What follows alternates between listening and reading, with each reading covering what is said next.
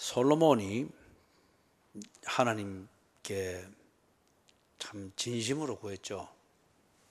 여러분이 목적이 이끄는 삶 13과를 할 때 예배에 대해서 했죠. 예배할 때 신령과 진정으로 예배하는가. 그때 그 신령은 성령입니까? 아니면 자기의 영입니까? 자기의 영입니다.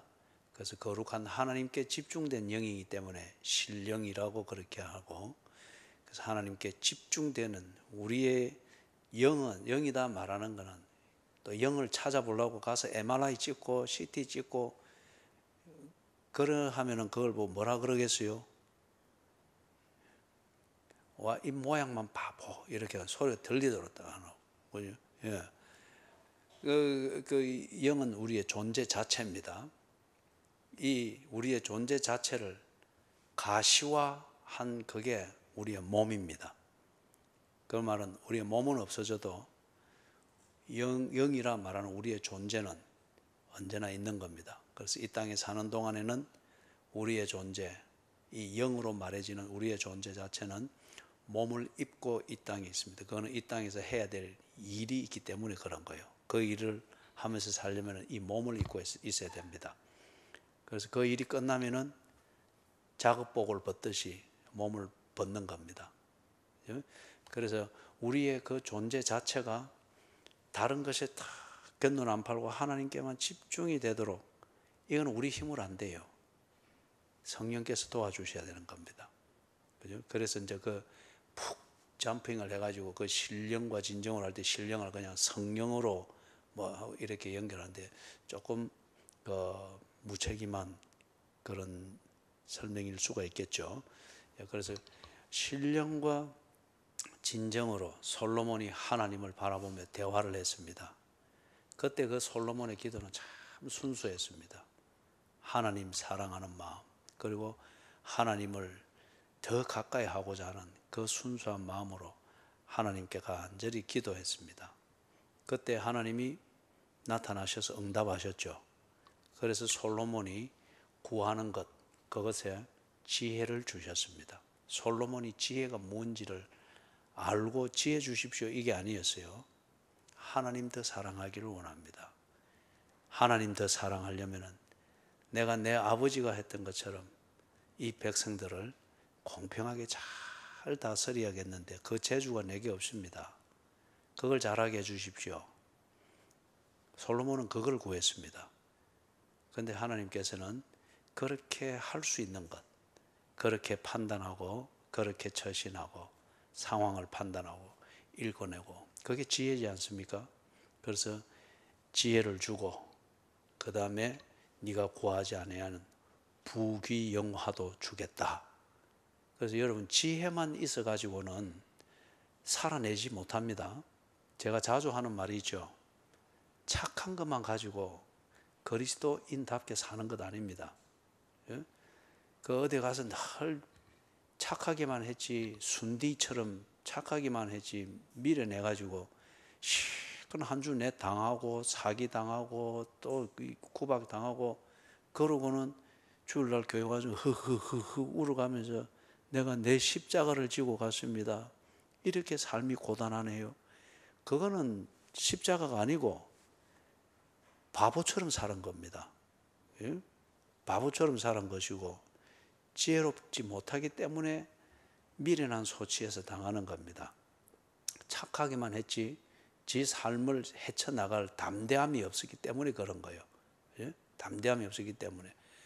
그런데 그거는 내가 지고 가야 될 십자가가 아니고, 그것과 관련해서 정말 내가 지고 가야 될 십자가를 말한다고 하면은 내가 내 미련을 버리는 것, 미련함을 버리고 이것이 옳은 것임을 알고 이 목적이 있을 때는 그것을 이루는데 필요한 게 뭔가를 지혜롭게 생각하고 판단하고, 그 다음에 그 지혜를 따라 행동할 수 있는 담대함, 이걸 탁 가질 수 있도록 하고. 그런데 보니 갈 차비도 없어가 그거 되겠어요? 그것을 살아내는데 필요한 돈도 벌고 쓸 줄도 알고 이런 것도 딱 필요하겠죠. 그럴 때에 딱 온전한 그리스도인의 삶을 내가 마음의 중심에 있는 대로 살아내는 거죠.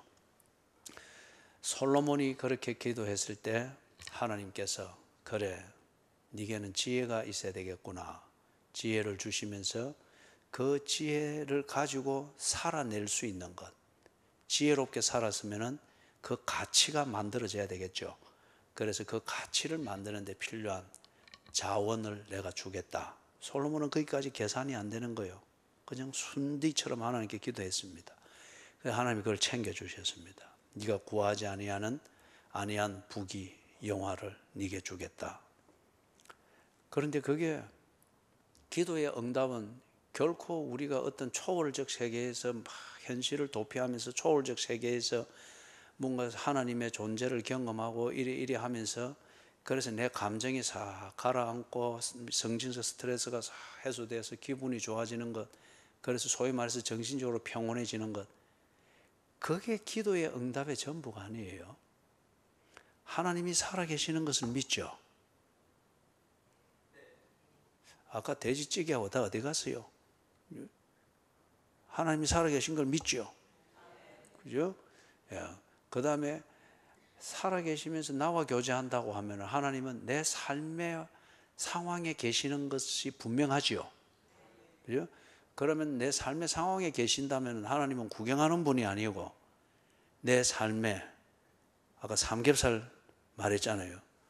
삼겹살을 먹어서 건강할 수 있다. 삼겹살을 먹을 수 있는 기회로 가만 누운데 삼겹살 들어올 리는 없고, 누워서 보면 체해요. 그죠? 그걸 이래 판단해서 이래 할 수 있는, 인도하시겠죠. 그죠? 그런 것 같으면은 기도의 응답이다. 하나님과 나와의 인격적 대화다 말이에요. 참 올 청년들과 목적이 이끄는 삶을 할 때 참 좋은 얘기들을 했어요. 솔직함이 무엇인가? 진정, 신령으로 예배한다는 게 뭔가? 거기에 대해서 솔직함, 그 솔직함에 대한 개념을 참 잘 알고 있었어요. 그래 아주 기쁜 시간이었습니다. 하나님께 내 지금 심정이 어떠한가? 하나님을 사랑하지만 그 사랑을 내가 책임질 수 있을 만큼 내가 뭔가 있는지 없는지를 하나님께 진솔하게, 이게 인격적인 대화잖아요. 그죠? 이 인격적인 대화를 한다 그러면 하나님은 반드시 우리에게 인격적으로 응답하시겠죠. 그래서 인격적으로 응답한다고 하는 것은 절대 기분의 영역이 아니에요. 그리고 감정의 영역만은 아닙니다. 하나님이 나의 인격적이고 솔직한 대화에 대해서 하나님은 반드시 인격적으로 그렇게 내게 응답하신다. 그러면은 그 응답에는 내가 먹을 양식이 있고, 내가 써야 될 자원이 있고, 내가 감당해내야 되는 그 일에 적절한 내 삶의 몸의 컨디션이 있고, 내가 가야 될 길이 있고, 그 길을 가는데 필요한 에너지가 있고, 그게 다 어느 끝에 만들어지는 거겠죠. 그죠? 그 때문에 하나님의 기도의 응답은 기분 좋다, 이제는 감정이 좀 가라앉았다, 그런 효과도 있겠지만 그건 아주 부차적이고, 그죠? 현실적인 삶의 지혜가 열립니다. 무엇을 해야 되는가 고민이 됩니다. 그리고 그 고민 끝에 딱 정리가 됩니다. 그리고 해내고자 하는 의욕이 있고, 그 다음에 시도하는 담대함이 있습니다. 이런 거는 천성으로 하는 게 아니에요. 천성으로 하는 게 아니고 하나님과의 대화, 교제 끝에 가지는 신뢰와 믿음입니다. 하나님이 이러시네, 이런 거네, 해봐야지. 그 순디 같은 사람도 딱 그런 일에 대해서는 딱 다부진 거예요. 다부지게 딱딱 해내는 거예요. 그래서 지금 이 솔로몬에게 하나님께서 이렇게 응답을 하신 겁니다. 그러니 솔로몬이 기도하면서 일어서면서 보따리를 들고 일어선 게 아니고 그냥 솔로몬은 기도했어요. 그리고 어쩌면은 마음에 자기도 형용할 수 없는 평안과 뭔가가 삶의 희망과 뭔가를 해야 되겠다는 어떤 이런 것들이 보였겠지요. 그죠? 그런 식으로 정리가 되겠죠. 그런데 지가 그렇게 이제 살아보니 이래 해야 될 건데 하는 좋은 마음만 가지고 한 걸음도 해결은 못하고 안절부절만 하고 있는 자기 모습이 아니고, 이렇게 통치를 잘해야 될 텐데 마음먹은 것에 대해서 할 수 있는 생각이 정리가 되고, 그것을 시도하고자 하는 담대함이 생기고 사람을 만들고 이게 쫙 있는 거예요. 그게 지금 정리되어 있는 게 29절에서부터 34절에 이 내용입니다. 그래서 보니까 솔로몬이 그렇게 하나님께 하나님과 대화하고 난 뒤에 여전히 하나님과 교제 속에서 그 순수한 마음으로 통치를 하루하고 이틀하고 한 달하고 몇 달 하면서 쭉쭉 지내다 보니까 솔로몬의 통치가 아주 지혜로운 거예요. 꼭 해야 될 것들을 하고 그 다음에 정말 이스라엘이 바로 서는 것을 위해서 필요한 정책을 만들고 문제를 해결을 하고 정말 이 통치다운 통치를 쭉쭉 해 나가는 것을 보니까 점점 소문이 퍼지는 겁니다. 그래서 거기 보니까 총명을 심히 많이 주시고 지혜와 총명을 심히 많이 주시고 또 넓은 마음을 주시되 바닷가의 모래같이 하시니 솔로몬의 지혜가 동쪽 모든 사람의 지혜와 이 동쪽 모든 사람이라면은 방향은 동쪽으로 짚었는데 북동쪽까지 다 포함을 합니다. 그러면 그 위에 솔로몬 때는 누가 있었습니까? 아수르가 있었죠. 그 다음에 바로 가까이는 뒤에 가면 아람으로 말해지는 그런 나라들이 있었죠. 그리고 밑에 애굽, 지혜의 보고로 여겨졌던 애굽, 남쪽에 애굽이 있죠. 이보다 뛰어났다. 뛰어났다. 그래서 31절에서 모든 사람보다 지혜로워서 그러면서 거기 몇 사람 이름을 대고 있죠. 저도 이게 누군지 모르겠습니다. 그런데 여기 이름이 특별히 언급되는 거 보니까 이 지역에서 지혜에 있어서는 아주 유명한 사람들인 게 분명합니다. 그런데 이 사람들보다 더 뛰어났다 하잖아요. 이전에는 이런 지혜를 구하려면 이 사람들을 찾아갔습니다. 그런데 이제는 들어보니 솔로몬 왕이 더 뛰어나네. 그래서 이 사람보다 더 뛰어나다 그럽니다. 그리고 34절에 보니까 사람들이 솔로몬의 지혜를 들으러 왔으니 이는 그의 지혜의 소문을 들은 천하 모든 왕들이 보낸 자들이더라. 지금 솔로몬의 통치 전체를 탁 요약해서 보여주고 있습니다. 그런데 이걸 우리말로 말하면 지금 솔로몬이 탑입니다. 탑. 최고예요, 지금. 지혜에 있어서 최고. 그리고 솔로몬이 지혜와 총명이 뛰어나서 전방 하나 차려놓고 전보러 오는 사람들 맞아서 이래 하시오, 동으로 하시오. 이걸 지금 하는 게 아니고 지혜를 가지고서 통치를 해내고 있습니다. 일상을 살아내고 있습니다. 그러면 이 말이 무슨 말이에요? 그에게 자신의 지혜를 가치로 만들어내는 자원이 넉넉히 있다는 거예요. 그죠? 개인적으로는 지게 건강이 있고 열정이 있고 의욕이 있고 그리고 경제적으로는 충분한 재물이 있고 사회적으로는 이것을 필요할 때에 끌어다 쓸 수 있는 인맥이 있고 교제가 있습니다. 예? 다 있다는 거죠. 거의 탑입니다, 지금.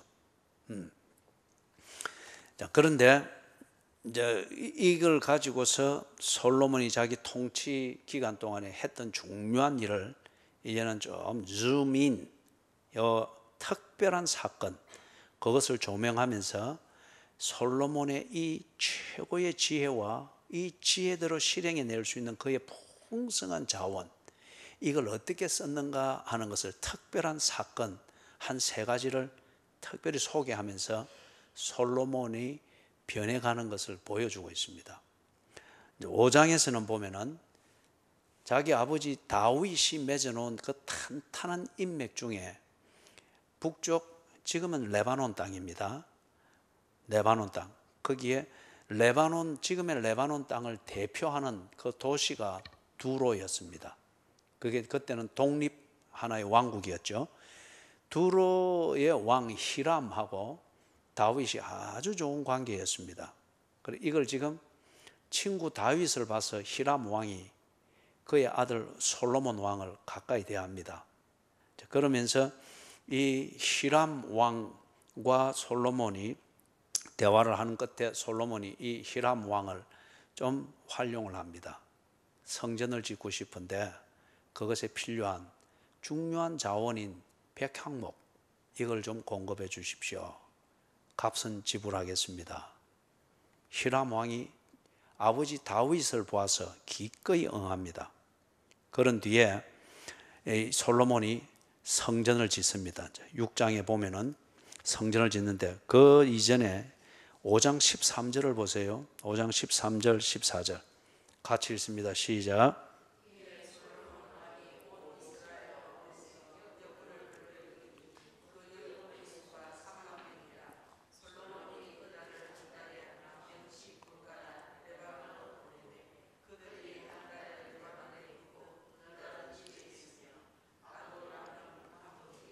예, 지금 이제 이 역군을 일으켰죠. 역군을 일으켰는데 이들이 지금 두로에 가가지고 10,000명씩 가서 백향목 이것을 벌목하는 것, 이동하는 것, 이 모든 이 일들을 합니다. 가서 한 달은 거기서 일하고 그 다음에 2달은 또 집에 와서 쉬고, 예? 지금 이걸 하고 있습니다. 이게 여러분 동기가 자원에서 할 만한 동기가 있고 또 그 많은 대가가 있을 때는 일을 애국심을 가지고도 또는 돈을 벌기 위해서라도 기꺼이 합니다. 그런데 그 조건이 안 맞을 때는 이거는 사람들한테 굉장히 반감과 원한을 일으키는 그러한 아주 안 좋은 조건입니다.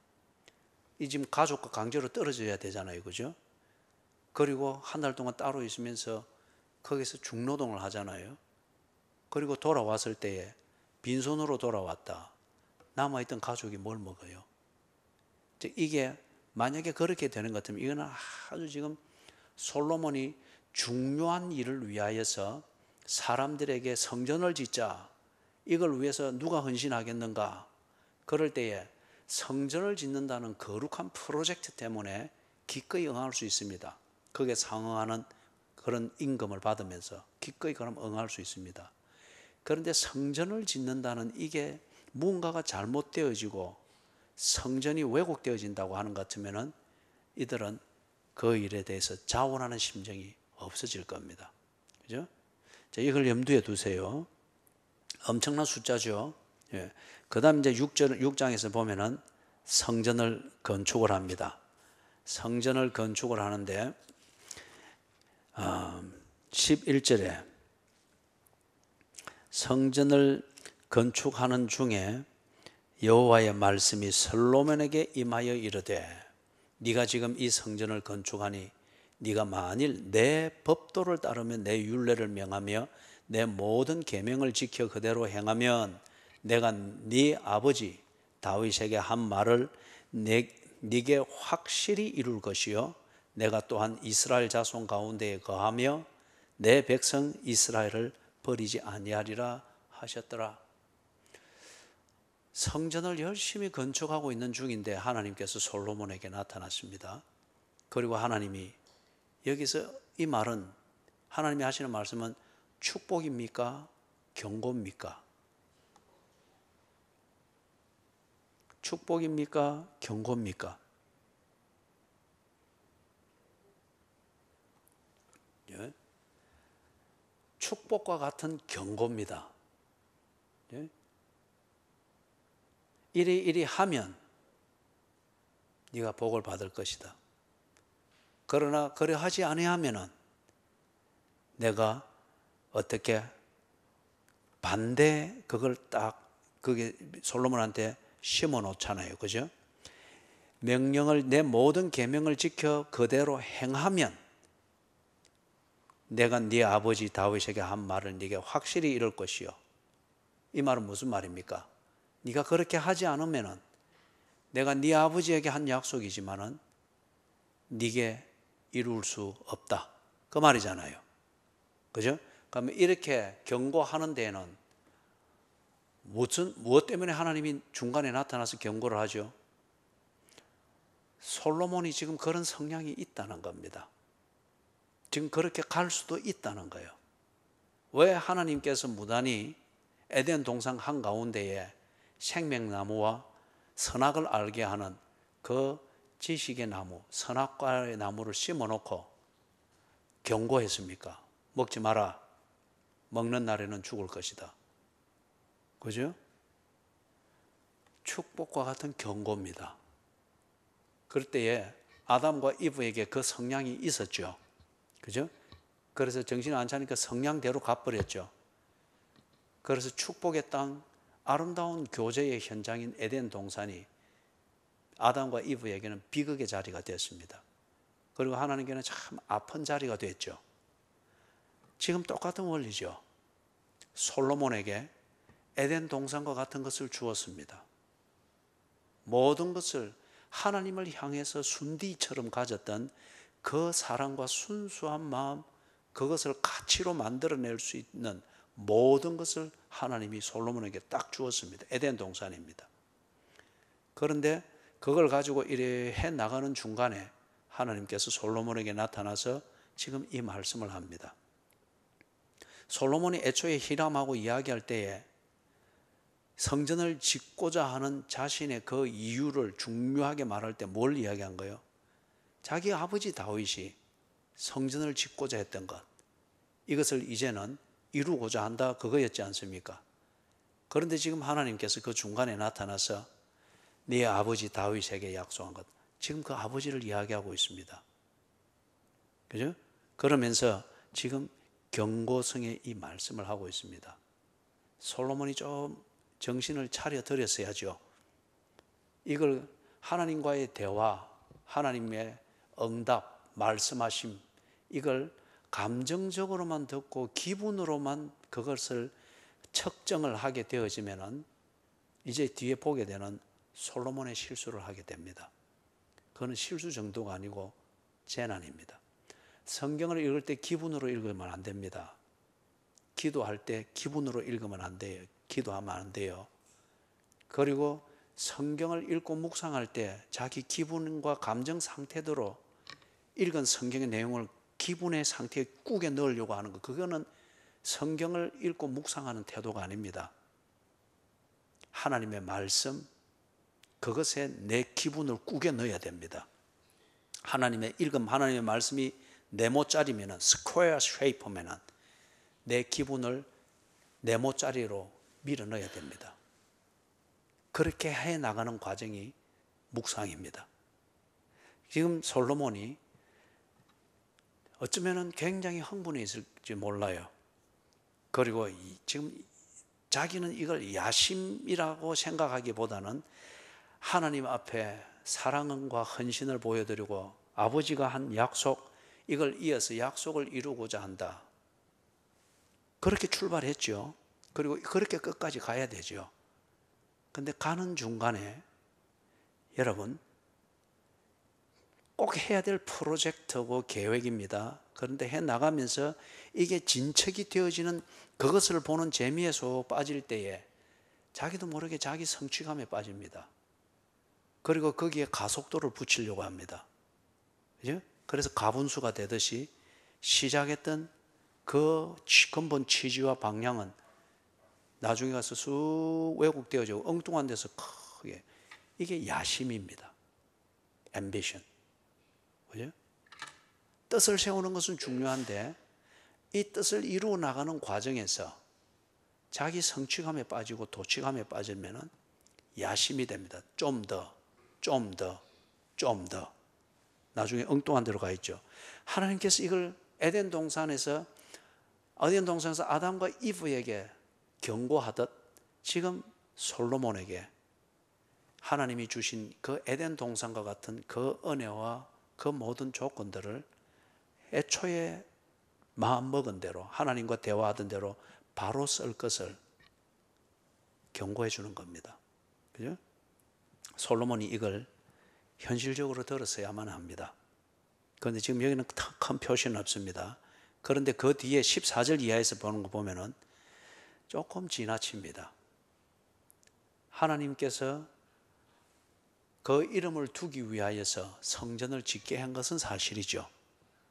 그런데 하나님이 그걸 검으로 온통 치장을 해야 만족해하고 아니면은 이런저런 장식이 있어야 만족해하고 그런 것은 아니죠. 우리 여러분이 목적이 이끄는 삶 13과 보면은 예배를 드릴 때 거기 예배를 바로 드리는 데 있어서 네 가지를 기억하라고 해서 그래서 딱 안내가 나오죠. 첫 번째 게 뭐였습니까? 그렇죠. 이걸 2주 전에 이걸 여러분이 탁 지금 대답하면은 제가 손에 장을 지져야 되죠. 그죠? 감사합니다. 내 손을 온전하게 보호해 주셔서. 그죠? 거기 첫 번째 보면은 정확하게 들어야 된다. 그래 있죠. 그죠? 정확하게 들어야 된다. 그래서 그 뒤에 진정으로 드린다. 그게 나오잖아요. 하나님의 말씀, 하나님의 말씀에서 하나님에 대해서 배운 대로, 하나님이 그 말씀에서 자기를 소개한 대로 그대로 인정해서 거기에 맞도록 드려라. 하나님을 만나라. 교제하라. 그렇지 않습니까? 정확하게 그렇게 드릴 것을 말하지 않습니까? 그죠? 자, 그런데 출애굽기서에서 보면은 성막에 대한 설교들을 하나님이 주실 때에 어떤 비품, 어떤 성물은 금으로 만들고, 어떤 성물은 은으로 만들고, 어떤 성물은 노스로 만들고, 커튼을 만들 때도 홍색, 자색, 그 청색, 흰색 실 4개의 종류 색깔으로 꼬아서 그렇게 만들도록 구체적인 설계들을 주었죠. 그죠? 그 성막에 금이 있고 은이 있고 노스이 있습니다. 그리고 4개의 색상으로 만들어진 그러한 그 커튼이 있습니다. 그런데 분명한 것은 그거는 하나하나가 다 하나님의 본성, 하나님이 누구이신가. 다시 말해서 그들이 성막을 통해서 하나님을 만나고 교제하려고 할 때 하나님은 어떤 성격의 소유자인지, 어떤 성향을 가졌는지, 무엇을 원하시는지 그걸 보여주고 그 하나님을 보게 만들어주는 그러한 디자인입니다. 그렇죠? 정확하게 예배 드리라는 그것에 딱 맞는 겁니다. 진정으로 예배 드리는 거. 그렇죠? 그겁니다. 그런데 거기에 필요 이상으로 내가 하나님을 감동시키고자 하는 순디에서 한 걸음 더 나아가면은 내가 하나님을 감동시키고자 하는 광신도가 됩니다. 순전히 내 입장에서 그렇게 만드는 거예요. 그러면 은으로 만들 것도 아이고 은으로 만들면 하나님 체면 안 쓰지 금으로 만들어 버리고, 그리고 떡상에 12개만 항상 진열하도록 해놨는데 아이고 천지를 지으신 하나님이 그것도 오늘도 천지를 관리하니까 얼마나 배가 고프겠노. 그래가지고 뭐 24개를 갖다 놔버리고, 그러면은 당신은 순디처럼 아주 지극정성을 보이는지 모르나 하나님에게는 안 맞는 거예요. 하나님은 잿밥을 찾아서 굶주린 배를 찾아서 파리떼처럼 돌아다니는 그런 그 메소포타미아의 귀신들이 아니다 말이에요. 그런데 귀신을 섬길 때 잿밥을 바치듯 그런 식으로 하나님께 지 딴에는 좋은 마음이라고 하지만은 그럴 때에 그는 하나님을 모욕하는 것이죠. 자기 종교를 만드는 것이죠. 그래서 지금 14절 이하에서부터 보면은 솔로몬이 성전에다가 좋은 것으로 떡칠을 해 나갑니다. 그래서 여기 6장 14절 이하에서 그리고 그런 7장 13절에서부터 7장 13절에서부터 그 마지막 51절까지 그죠? 금과 백향목과 온갖 좋은 것으로, 그리고 장식품들을 최고의 그런 기술로 이래 만들어가고 공을 들입니다. 7년이 걸립니다. 그래서 이 성전이 하나님을 예배하는, 그래서 하나님의 속성과 하나님의 임재와 하나님을 예배하는 자들의 그 중심을 보여주고 하나님과 하나님을 예배하는 자들이 교제하는 그 예배의 신성함과 살아있음과 실체를 보게 만들어주는 이 본질적 기능보다는 나중에 이 성전이 워낙 아름답게 지어져놓으니까 구경거리가 됩니다. 온 데서 이 성전을 견학하러 옵니다. 지금 뭐 유럽이나 저런 곳에 가면은 그렇게 공을 들여서 400년이 걸려서 지은 그런 그 성당들이 있고 그렇잖아요. 그 성당들의 예배가 있습니까? 그 성당들의 사람들의 발길이 끊어지지 않는데 그거는 관광객들의 발길이에요. 구경하러 가는 겁니다. 그리고 사진 찍고 삽니다. 솔로몬이 하나님의 이름을 두기 위하여서 정한 성전, 아버지가 지으려고 할 때 아버지는 정복 전쟁으로 거기에 집중하니까 성전도 그런 성향으로 왜곡될 수 있기 때문에 하나님이 막았습니다. 너는 손에 피를 많이 묻혔으니 네 때에 말고 평안을 누리는 네 아들 때에 하도록 해라. 그래 해야 다른 것에 집착하지 아니할 때에 하나님 주는 설교들을 듣고 집중해야 할 수 있겠죠. 그래서 했는데 솔로몬이 넘치는 지혜와 탑이 되어 있어서 주목을 받고 있고 넘치는 자원들이 있는 이걸 가지고 지 나름대로는 더 좋게 그러나 예배를 받으시는 하나님에 대한 진정성, 정확하게 하나님을 예배하고자 하는 이 중심을 잃어버리고 있는 것을 봅니다. 성전이 나중에 이 솔로몬의 성전은 구경거리가 됩니다. 검을 구경하러 오고 그렇게 아름답게 화려하게 넘치도록 만들어 놓은 이것을 구경하러 오고 견학하러 오고 이게 된단 말이에요. 그러면서 한편 성전이 중심이 돼서 성전이 더 바르게 기능을 하는 것 같으면 솔로몬 때에 이스라엘이 더 하나님의 사람으로 바로 서야 되겠죠. 그런데 부패해집니다. 그 다음에 7장 1절을 봅니다. 같이 읽습니다. 시작. 솔로몬이 자기의 왕궁을 13년 동안 건축하여 그 전부를 준공하니라. 그런 다음에 8절 같이 읽습니다. 시작. 솔로몬이 거처할 왕궁은 그 주랑 뒤 다른 뜰에 있으니 그 양식이 동일하며 솔로몬이 또 그가 장가든 바로의 딸을 위하여 집을 지었는데 이 주랑과 같더라. 성전을 짓는데 7년 걸렸습니다. 예루살렘 성전은 그 주변의 다른 강대국들의 그들의 신전에 비하면 그리 큰 게 아닙니다. 그렇게 화려한 것도 아니죠. 사이즈가 작습니다. 그러나 그 내부를 장식을 하고 하는 이게 복잡하죠. 그죠? 그리스의 그 언덕에 세우는 파르테논 신전 같은 이런 것, 그런 것에 비하고 또 바벨론에 있는 지구라트 이런 신전들 그 비하면은 사이즈가 그렇게 큰 건 아니에요. 자그만합니다. 그런데 비하면은 그럼에도 불구하고 이 성전이 그렇게 아름다웠습니다. 많은 공을 들였죠. 그래서 7년이 걸렸어요. 그런데 이것보다 더 걸린 게 지 왕궁을 짓는데 13년이 걸렸습니다. 이제 뭔가 갈수록 자꾸 더해지는 것을 보죠. 그죠? 자꾸 더해지는 걸 보죠. 야심입니다. 주를 위해서 내가 이것을 마땅히 해야 되겠다 하는 순종, 거기에서 이제 해 나가면서 야심으로 자꾸 변질이 됩니다. 야심으로 지 양을 채우려고 하는 그게 야심이죠. 그래서 13년이 걸리는데 거기 보니까 이제는 이 솔로몬이 이 부인이 많았잖아요. 그죠?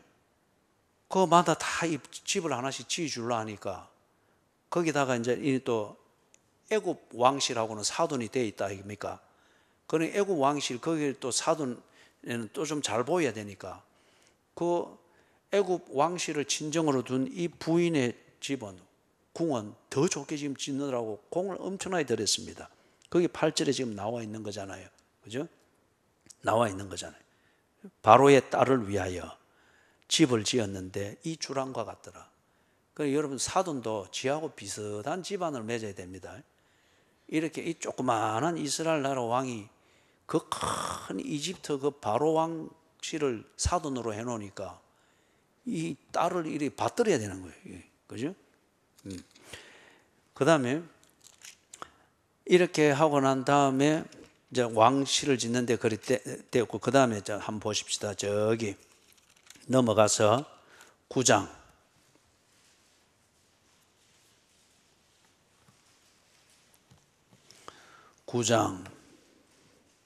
자, 먼저 우리가 볼 거는 15절에서부터 21절까지. 먼저 15절 같이 읽습니다.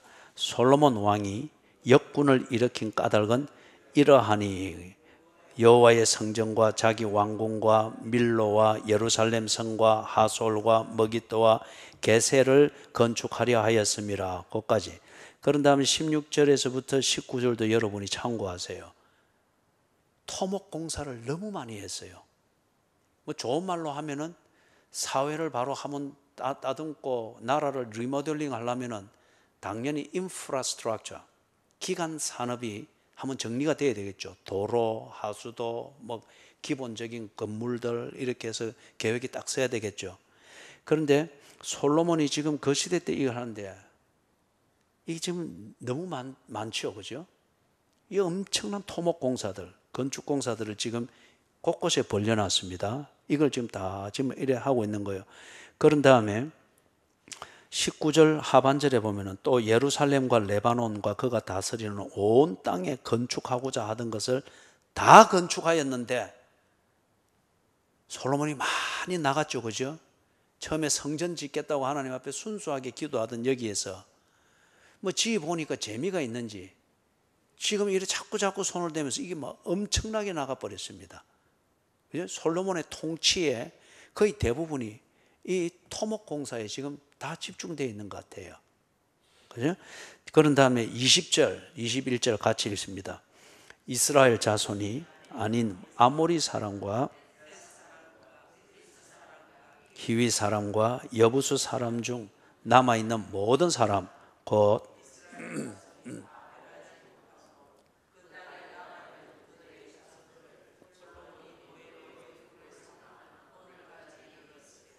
그까지만 읽습니다. 그래서 이스라엘 사람들은 감독하는 사람이든지 군인이든지 이렇게 하고 역군들, 노예로 삼은 나중에 보세요. 여기 딱 표현이 나오잖아요. 처음에 히람이 있는 두로에 백향목을 벌목하러 가고 운반하고 하는 이 일을 위해서는 역군을 일으켜서 보냈다고 했죠. 그리고 임금을 주고 한 달 일하고 나면은 돌아와서 2달 쉬고 이렇게 교체하면서 역군, 즉 부역하는 겁니다. 적당한 임금으로. 그랬는데 지금 이렇게 이 대토목공사를 계속 이어오게 되어지니까 역군으로 안 된다는 거예요. 그래서 지금 어떻게 노예를 만들었습니다. 그죠? 그게 지금 21절에 나오죠. 그럼 이게 뭡니까? 이 토목공사를 위해서 동원되는 그 노동력이 강제가 들어갔다는 겁니다. 그럼 이 강제 동원된 노역군들입니다. 그리고 부림을 받는 건 노예로 부림을 받았다. 그러면 이거는 정상적인 임금을 주고 앞에서 말했던 대로 1개월 일하고 2개월 집에 쉬게 하고 어떤 이런 로테이션도 보장할 수 없는 것임을 알 수 있습니다. 자, 그러면은 여러분, 강제 노동에 동원이 되어지고 정상적인 취급을 받지 못하는, 그렇게 해서 가족과 떨어진 생활을 기약 없이 한다.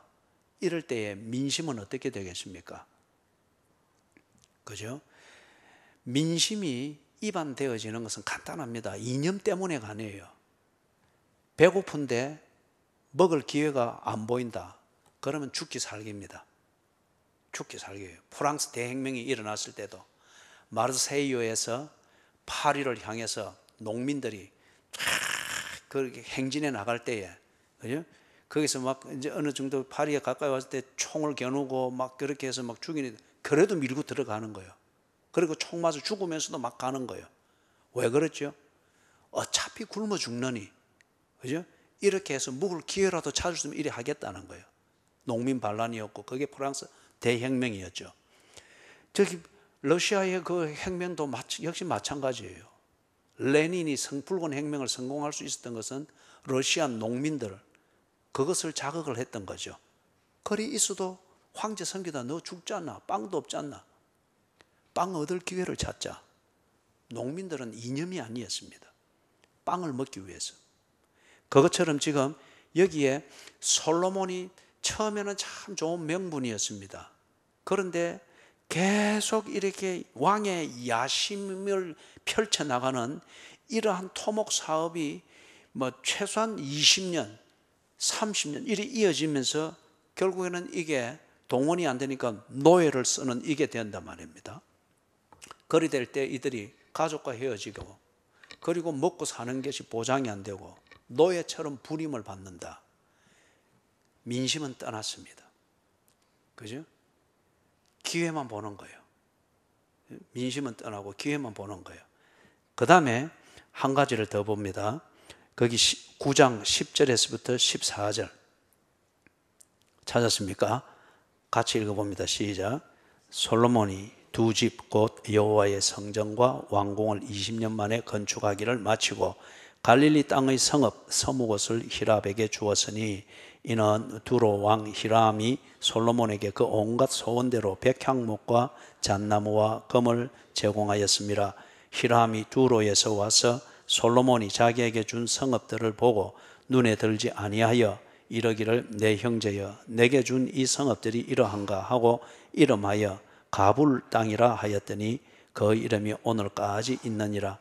히람이 금 120달란트를 왕에게 보내었더라. 솔로몬이 히람 왕에게서 받은 그 백향목에 대한 그 값으로서 갈릴리 지역, 지금의 레바논하고 이스라엘의 갈릴리 지역, 요 접경 지역에 있던 성 20개를 그 백향목 값으로 준 겁니다. 자, 이 거래가 정말 잘못됐다, 솔로몬이 큰 실수를 했다라고 말할 수 있는 근거가 뭡니까?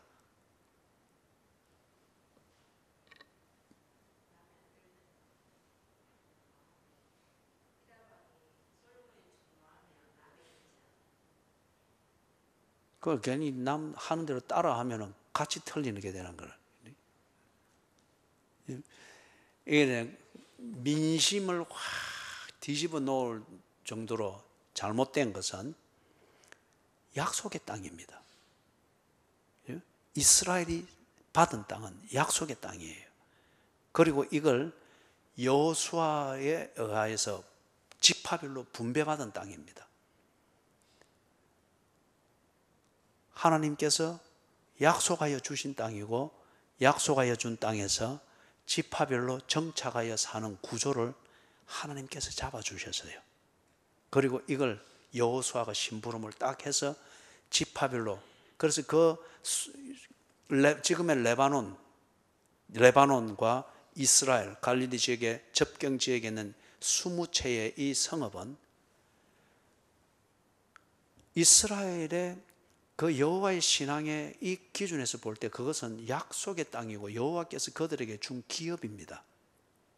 그 땅이 시원찮다라고 해서, 그리고 거기에 국경 지역에 있으니까 관리하기 힘들다 해서, 또는 경작해도 별 날 게 없다 해서 주고 자식할 수 있는 게 아니에요. 여러분 모세 때였습니까? 여호수아 때였죠. 그 슬로보앗의 딸들이 자기 아버지의 땅, 이것을 자기들이 지킬 수 있게 해달라고 항소했잖아요. 그죠? 그럴 때에 그 기준에 의해서 딸들이지만은 이것은 그 조상들에게 준, 여호와께서 주신 기업이니까 가질 권리가 있다고 해서 딱 그렇게 판정해 줬잖아요. 그 근거는 뭐였습니까? 하나님께서 주신 땅이라는 겁니다. 그런데 지금 이 솔로몬이 경제적 가치를 따져가지고 이 20개의 성읍, 마을이죠. 이걸 주버린 거예요. 그런데 여기서 보니까 히람은 그게 마음에 안 들어서 불평하잖아요. 왜 그런가 하면은 히람이 내심 기대한 것은 그쪽 해변 쪽에, 그죠? 해변 쪽에 아셀 지파의 땅으로 치면은 해변 쪽에도 땅이 있거든요. 그러면 해변 쪽에는 그건 아주 좋은 지역이에요. 히람은 그쪽 땅을 매입을 하기를 원했던 겁니다. 그렇게 해서 별장 지역으로 쓰고, 그렇게 하고, 그 다음에 바다 쪽으로, 그죠? 이 페니키아, 지금의 레바논의 그 조상들은 페니키아인들이죠. 우리 성경에는 베니게인 이리 나오죠. 페니키아인들이 그 바다 항해술이 뛰어났잖아요. 그래서 아프리카 지역에 지금 튀니지, 거기 있던 카르타고를 거기서 만들고 했잖아요. 그래서 그들은 지중해에 인접해 있는 그쪽에 성을 줄 것을 기대를 하고 있었단 말이에요. 그런데 아주 그 경제적 관점에서 쓸모없는 땅, 내륙 지역에 있는, 그것도 갈릴리 변두리에 있는 이 성읍 20채를 주니까 싫었던 겁니다. 마음에 안 들었다는 겁니다. 그래서 여기 불평을 하고 있는 거예요. 그런데 이것 때문에 솔로몬이 거래를 잘못했다는 것이 아니고, 솔로몬의 입장에서는 경제적 가치가 없어 보이기 때문에 줘도 상관없다고 줬는데 큰 실수를 한 거예요. 이스라엘의 정서에 있어서는 용납할 수 없는 실수를 한 거예요. 여호와께서 기업으로 주신 땅인데, 여호와께서 기업으로 주신 땅을 솔로몬 왕이 하나님을 믿는 사람 맞나? 정말 저 왕을 믿고 우리를 맡겨도 되나?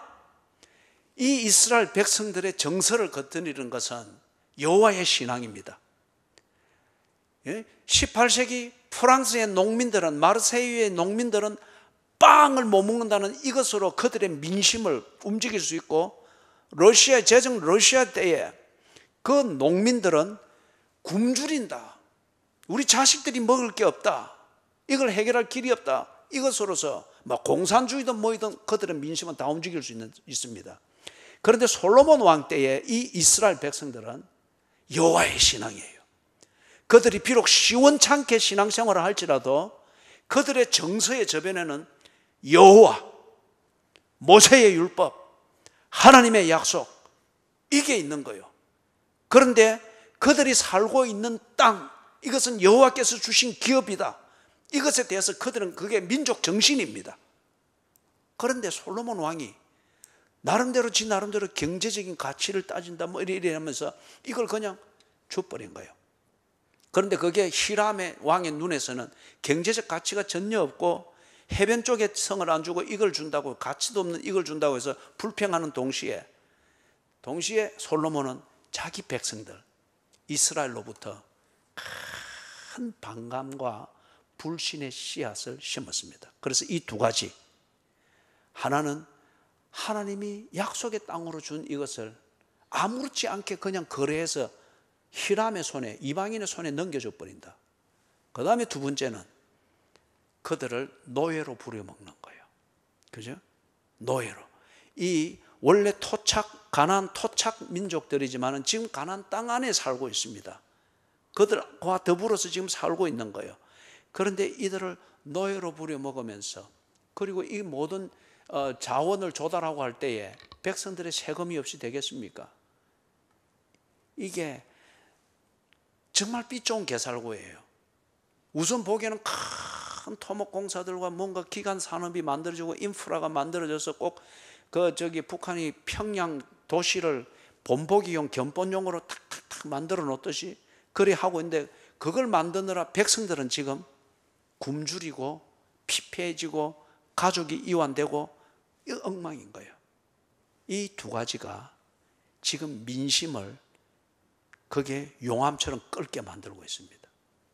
그래서 우리가 다음에 보게 되겠지만은 여로보암이라고 하는 이 혁명 리더가 탁 일어나서 민심을 탁 건드리니까 그냥 그대로 넘어가 버린 거예요. 그래서 솔로몬의 아들 때에 나라가 쪼개집니다. 지금 이걸 하고 있는. 그래서 여러분, 결론을 맺자면 그겁니다. 솔로몬이 지혜와 이 지혜를 가치로 만들 수 있는 부귀, 영화, 자원입니다. 이것을 다 하나님으로부터 받고 그렇게 살아낼 수 있는 준비도 됐습니다. 그런데 한두 번 해보면서 이 지혜가 야심이라고 하는 이것과 딱 춤을 추기를 시작을 하니까 이 야심이 지혜를 다 잡아먹어 버렸습니다. 그러니까 이 지혜는 그때부터 강교함과 잔머리 굴리기가 되면서 야심의 종노릇을 했습니다. 그런데 한 사람의 야심, 이것 때문에 많은 사람들이 피해를 입게 되는데, 그런데 분명한 것은 사람들도 한 사람의 노예로 사는 것을 결코 허락하지 않습니다. 그게 군중의 폭동이죠.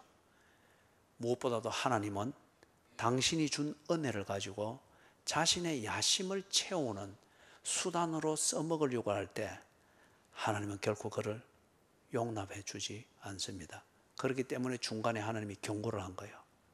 내가 네 아버지 다윗과 약속한 것을 이룰 것이다.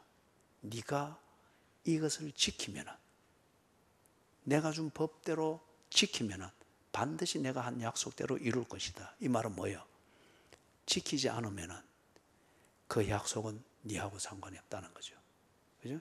에덴 동산의 원리와 똑같은 것입니다. 사랑하는 여러분, 하나님과 대화, 교제를 깊게 하십시오. 우리 하나님의 응답은 현실적입니다. 그죠? 현실적이에요. 그리고 하나님이 응답해 주시는 것, 이게 내 기분으로 확인이 안 되더라도 인격적으로 교제했고 대화했고 솔직하게 하나님과 대화를 나누었으면 반드시 그 대화는 여러분의 지혜의 문을 열 겁니다. 뭔가 보는 게 있고 생각이 달라지고 판단하는 게 한 걸음 한 걸음씩 있을 거예요. 그때 담대하십시오. 그죠? 담대하십시오. 순디만으로 그리스도인답게 사는 게 아닙니다. 판단되어진 대로 행동할 수 있는 담대함과 결단력을 가지고 하십시오. 그럴 때에 반드시 지혜는 가치를 만듭니다. 이루어진다는 거예요. 그럴 때 여러분 자기 도취증에 빠지면 안 됩니다. 그래서 야심차게 그렇게 만들어두면 그때부터 엉뚱한 데로 가게 됩니다. 야심은 우리의 지혜를 집어삼켜서 잔머리와 강교함으로 끌어가게 됩니다. 반드시 그거는 우리를 몰락하게 만들죠. 그죠? 그래서 하나님이 지혜 주신 하나님, 부귀영화를 주신 하나님이 중간중간에 나타나셔서 경고의 말을 들려주고 생각의 방향을 틀어주고 할 때 기분으로 듣지 말고 감정으로 듣지 말고 그것을 현실적으로 들어야 됩니다. 그래서 다시 좀 생각하고 돌아보고 그리고 가는 길을 점검하고, 그죠? 예. 자, 우리 자리에서 다 일어나실까요?